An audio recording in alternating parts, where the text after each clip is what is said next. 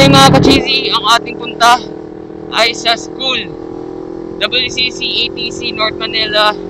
Papasok tayo sa school. And as you guys can see, dito ako ngayon dumaan sa Bridgetown. Man, manta-traffic na ako. Anong oras na? 9:12 na sa dashboard ng motor ko. Pero, ang oras na talaga ngayon, tama, 9:12. Advance yan ng 5 minutes.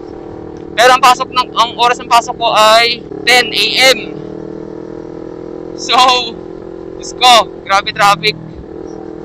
Let's go. Samahan nyo ako sa first day ng klase ko.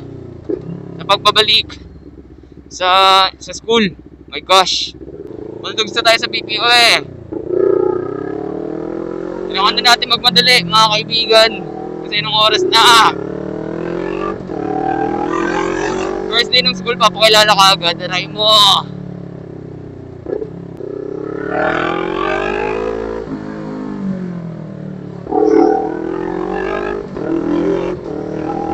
Tapos, ang parking pa doon sa school, mahirap.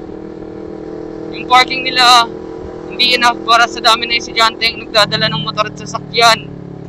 So, that's another problem that I have to face pagkarating doon, no? And practically, that's going to result to time consumption. Diyos ko, aray mo.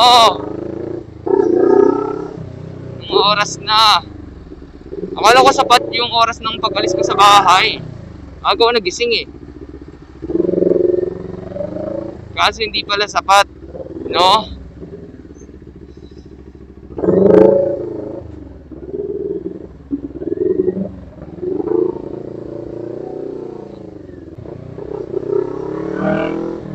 Ngayon buti di ko agad.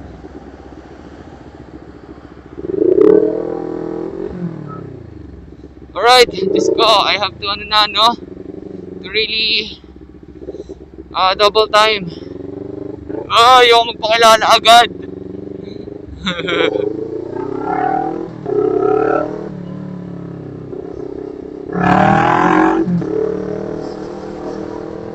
Triple time.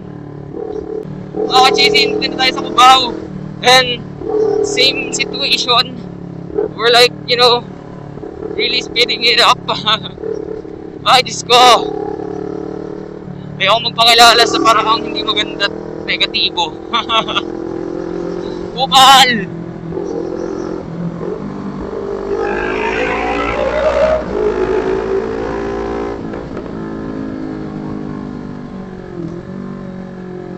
Siraulo talaga tong Google Map no? Lagi na lang akong pinahahamak eh. Sabi, 50 minutes lang mula sa bahay ang biyahe papunta dun sa school sa Monumento. Butik na yan, parang 50 minutes na agad yung na-consume ko. Nandito pa lang ako sa Cubao. May GMA pa lang. Diyos ko. I have no time to give way. I'm actually running out of time, guys, so forgive me. Alas 10 kasi yung pasok ko sa school eh. Dapat, alam mo yun, yung maaga para maaga ako aalis sa bahay. I mean, pwede naman ako umalis na maaga sa bahay kahit alas 10 yung pasok. But, mainit naman. Then, pag alas 7 yung pasok, di ba, aalis ako sa bahay nung medyo hindi pa putok yung araw. You know what I'm saying?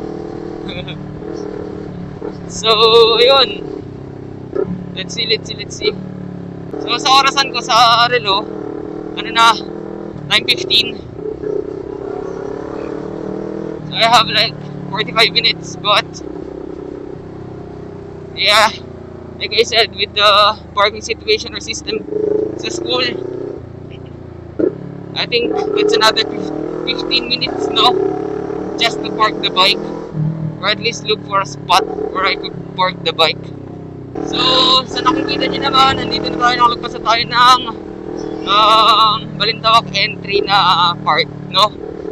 Tapos ito, malapit na ako sa school. Time check, 25:27, 9:27. Let's go! Kasi yung school ko, if you guys can see, on the far left. By the way, bago yung settings ko, naka-auto yung ko, no? Exposure pati shutter speed, and also ISO. So, Yan o, yung school ko. So, malalaman natin kung okay ba nang naka-auto. Sana umabot tayo, no? Sa green light. Green light! Okay, abot. Pasok sa banga.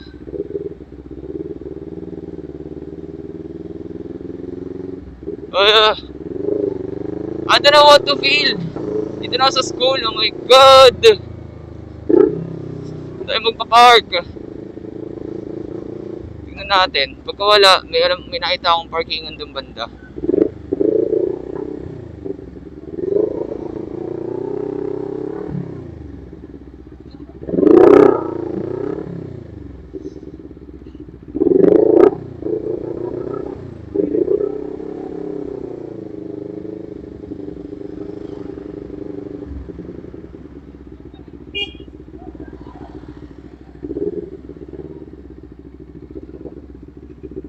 Ako magpa-park.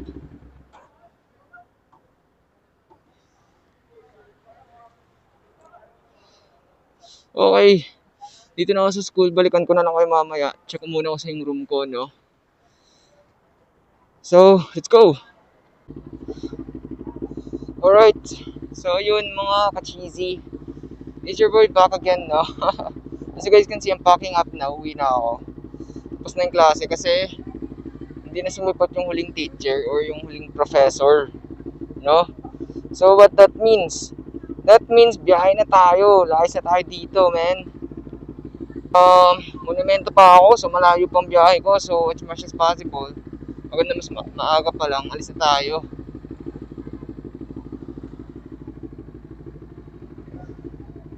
Bago pa talagang tumindi yung traffic, boy.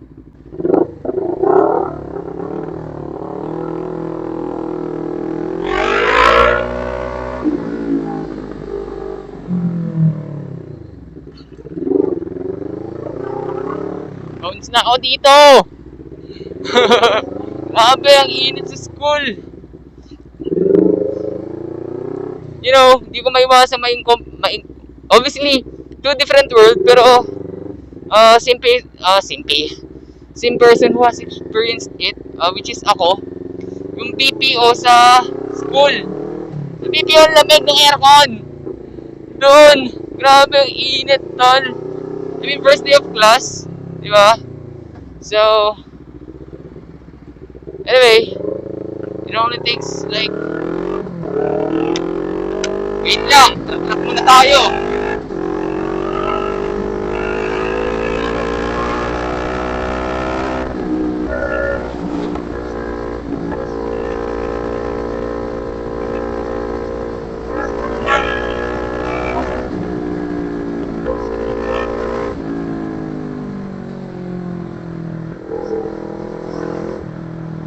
So going back, marami ka na say.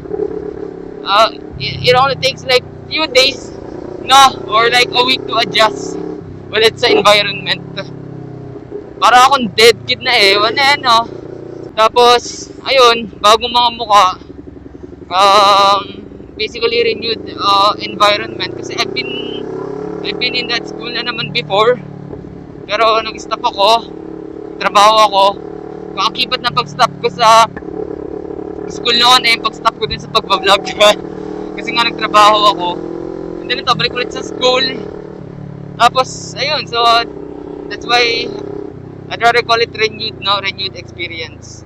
So going back, I mean, ganoon din naman sa BPO, no, pagka lumipat ka ng company, new face, new environment, new account ko nga, kung kung tawagin, di ba? New account. Pero ito, same course pa rin. Yung course pa rin na tinake ko nung nag-stop ako, yun yung itutuloy ko ngayon, aeronautical engineering. So hopefully this time, will go smoothly na, no? And according to the plan. You know what's the plan? The plan ay matapos ko na siya. Because my graduation has been long overdue. Enough said. Focus muna tayo sa daan kasi yung traffic. Like I said, ayoko maabutan yung talagang, you know, final boss ng traffic. Kasi alas 5 na, mag-alas 5 na eh. You know what I'm saying? And dito sa Muñoz, laging traffic dito malala eh. So, napa-heartbreak ako sa'yo, sir. But it's fine, may ABS tayo. So, natetest ko yung ABS ko for this past days, this past vlogs, rather. Okay, going back mga ka-cheesy, as you guys can see, dito na tayo pa, GMA. Let's go, grabe yung traffic sa Muñoz. But, ayun, nakapag-lane filtering naman tayo kahit pa paano, ano. So, kahit traffic, hindi tayo ganoon katagal na babad, men. Kasi, alam niyo, as you guys can see, NK gamit ko, no? Siyempre, first day, NK tayo, pa. Anyway, ayun, mainit to, tol, pagka naano siya sa traffic, pagka naiipit sa traffic. Ang init ng buga ng makina.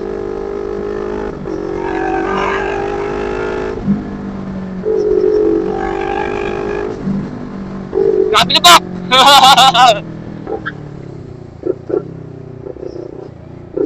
Heartbreak na naman ako dun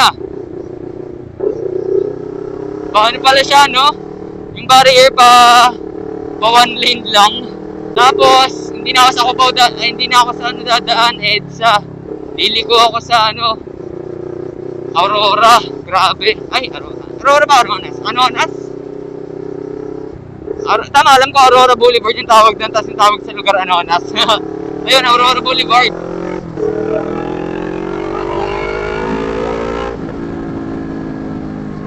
Aray ko. Aray ko.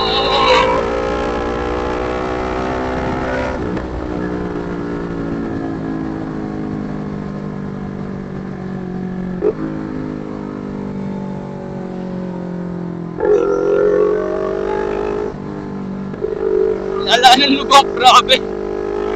Nakakatagis.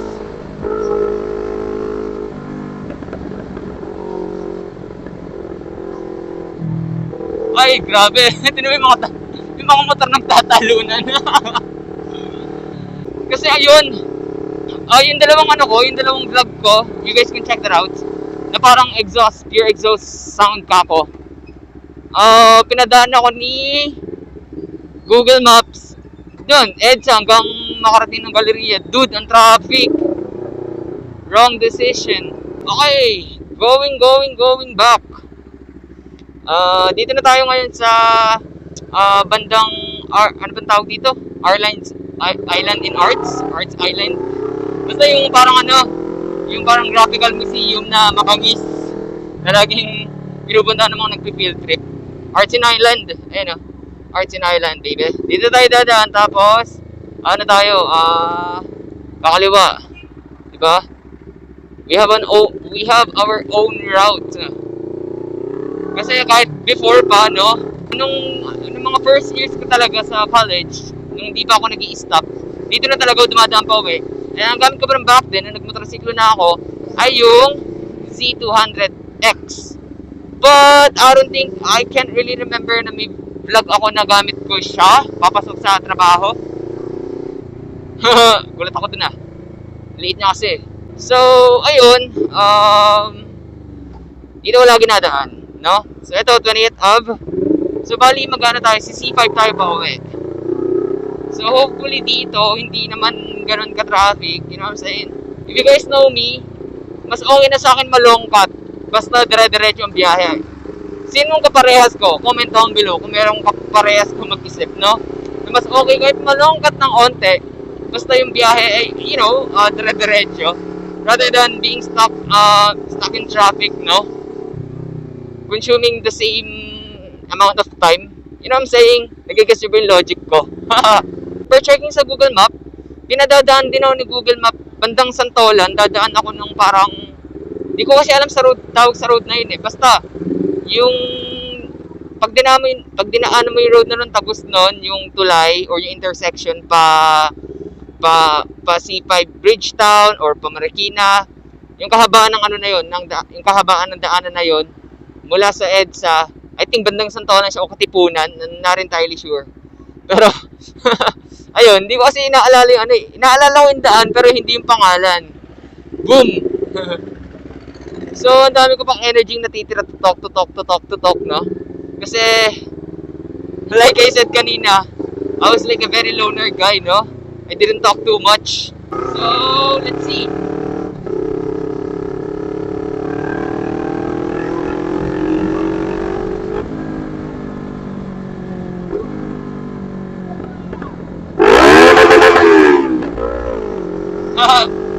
Bomba daw eh, di sige. Kala mo, dami pang gas eh, no? Hindi guys, kasi yung gas ko, ano na lang, 1 bar. Kasi grabe yung traffic, dude. Ipit talaga sa traffic kanina, papasok. Uy, saktong green na naman. Thank you, Lord. So ito, sa likod to ng ano eh, ng, I don't know if Camp Crame or Camp Aguinaldo. Basta, ito yung sinasabi ko guys, ito yung daanan na sinasabi ko. Yung daanan, itong kahabaan na to, syempre mula pa sa likod ko, sa likurang bahagi na daanan, hanggang dun sa intersection pa Bridgetown, pa Marikina. Dito yung tinuturo din naman ni Google Map after all. So, dito na ako dadaan. Hindi na ako ipagsapalaran mag-EDSA pa hanggang sa Samba, Katipunan, Santolan, ano bang tawag doon? I don't know. Alright, so as you guys can see, dito na ako ngayon sa C5. Finally. C5 na tayo, no? Let's go! So, tanongin na yung Bridgetown. And then, ang haba ng traffic pa ganun. Pa northbound, but pa southbound, let's see.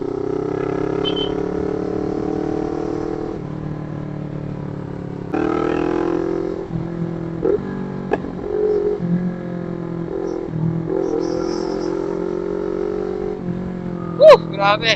Side sa kamay ng ano ko. Ang motor na to talaga. So yun, I'm still talking a bit louder than usual because I wanna make sure na naririnig nyo ako guys ng maayos and clear. Kasi nga yung naging ride namin sa Marilake, you guys can check that out as well. In-upload ko siya. Ano siya? Tawag dito yung voice ko doon. Kasi di ba nga itong settings ng motor ko or ng setup ko naka plus 16, right? And then hindi ko pa talaga natitesting yung ganong settings sa NK ko sa previous vlogs kasi nga puro sniper, kundi sniper beat talaga ang ginamit natin sa mga previous vlogs. Of course, dun sa dalawang motor, okay. But then, pagsampa ko sa NK, dun nga sa naging Marilake ride namin, kasama ko yung naka R15 na kaibigan ng kapatid ko, and then yung kapatid ko, gamit niya yung R15 natin. Grabe, sabog yung ano, I mean, hindi sabog, pero hindi rinig yung boses ko. And yung tone of voice ko doon, same lang, ang tone of voice ko kung paano magsalita pagkagamit ko yung dalawang maliit na motor. Kaya, since then, nagsasalita na ako na a bit louder, just to ensure na you guys can hear me clearly. Okay, so as you guys can see, binabaybay na natin ang daan papunta sa Bridgetown. Kahit pa paano, medyo na-press ko na sa hangin. Kung nag-EDSA ako, grabe siguro, pagod na ako sa traffic. At the same time, ayun, ang tagal ko din sa traffic. Kahit na pa sinasabi ng Google Map na, sige lang, mag-EDSA ka lang. Pagdating naman ng Katipunan, kakaliwa ka naman, hell no! Sana mababa tayo sa stoplight, no? Sa green light.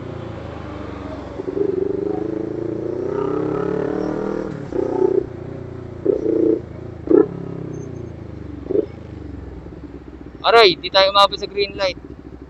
That's fine. So yung mga ka-cheesy going back, as you guys can see, dito na ako ulit sa East Bank, no? So grabe, ipit ako sa traffic dun sa ano, sa bahaging Palaip Homes, yung tulay Palaip Homes, ipit ako sa traffic dun, man.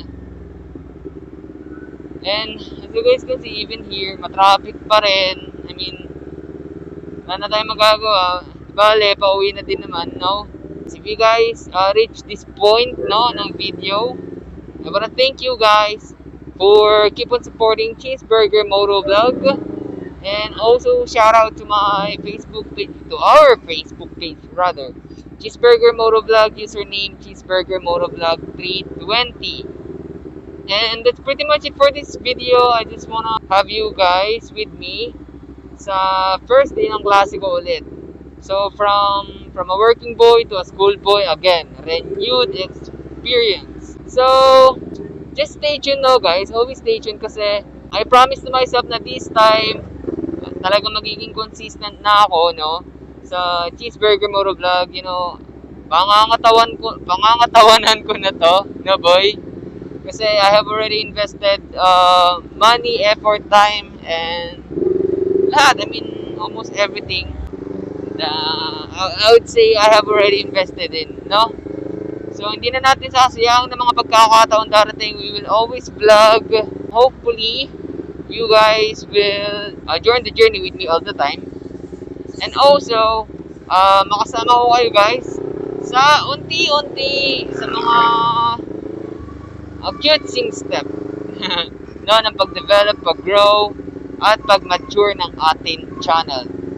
Well, for now, that's about it. It's your boy, Cheeseburger Motovlog, and don't worry, I'll get right back to you guys with another epic video. For now, cheese out. Whoa!